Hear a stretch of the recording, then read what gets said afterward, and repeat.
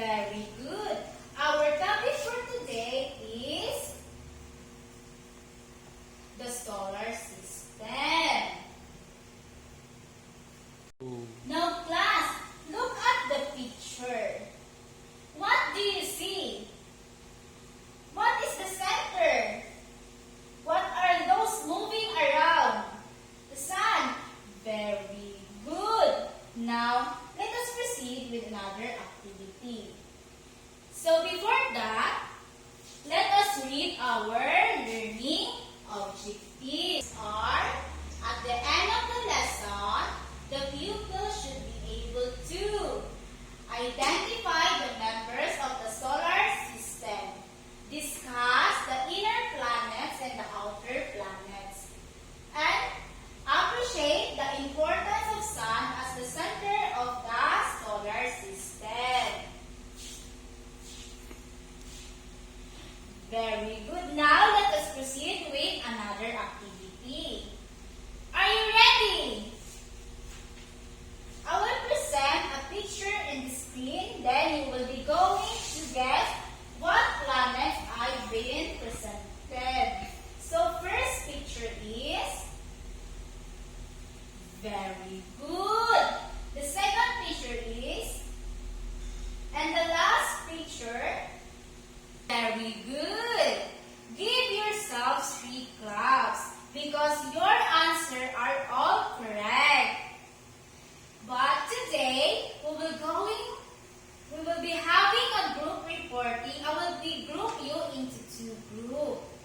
And you will be going to report the inner planets and the outer planets. Did you get it, class? Very good. I will be going to score you by using the rubrics that I presented. Thank you, students. You did a great job. The planets in our solar system are broadly categorized into inner planets and the outer planets based on their position related to the sun and their physical characteristics. The inner planets are the 4 planets closest to the sun, which is Mercury, Venus, Earth, and Mars. The characteristics of inner planets are rocky, smaller size, higher moons, no rings, and the last one is warmer temperature. So, rocky is, they are primarily composed of rock and water with solid surface. Smaller size, they are generally smaller in diameter and mass compared to the outer planet. Higher density, due to the rocky composition, they have higher densities. And fairer moons, they have few or no moons. The Mercury and Venus have none. Earth has 1 and Mars has 2 small moons. No rings.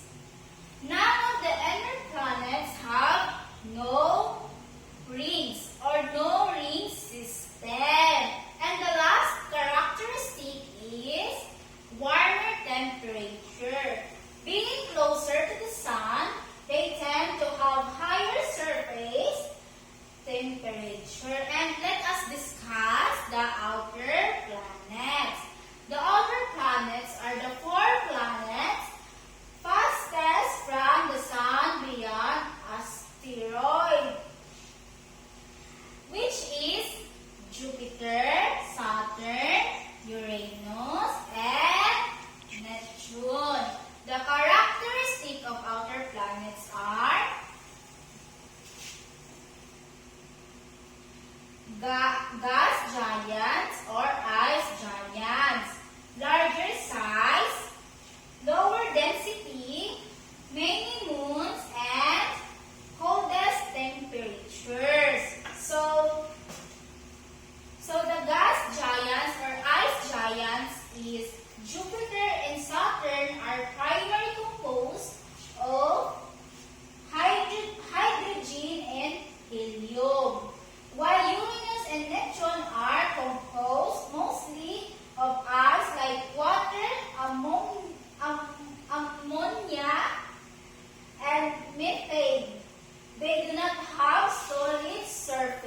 like the inner planets.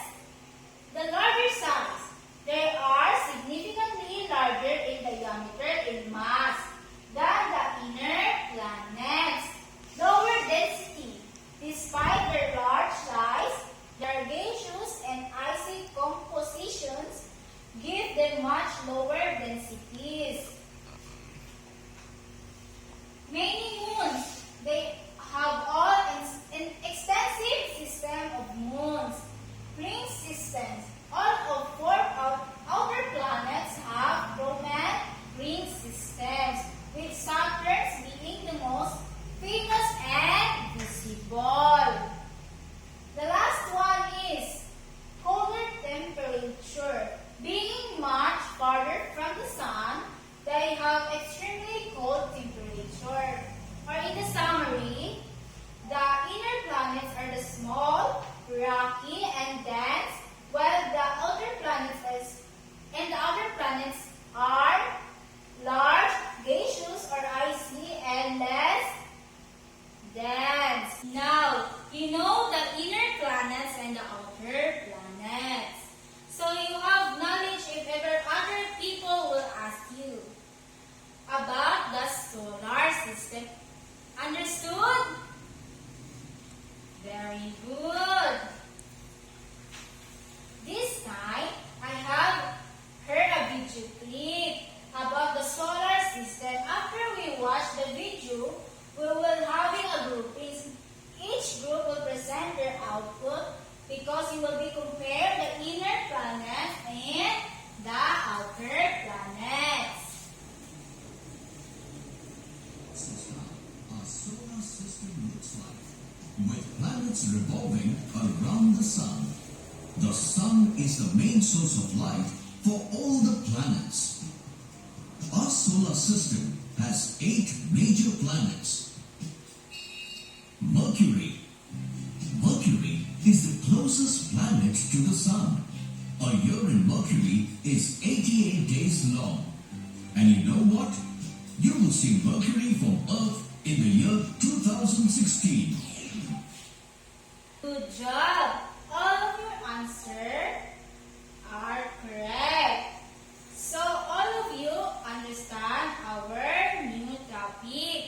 Give yourselves very good clap. Very good.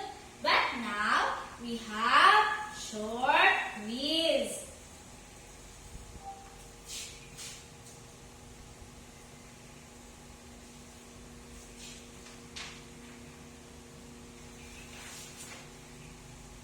Are you finished, class? Okay. Before we end our lesson, we have assignment to answer. So our assignment is my favorite planet. Directions. Choose one planet that you like the most and the solar system. One clean sheet of paper. Draw the planet and write one reason why it is your favorite. Okay, class.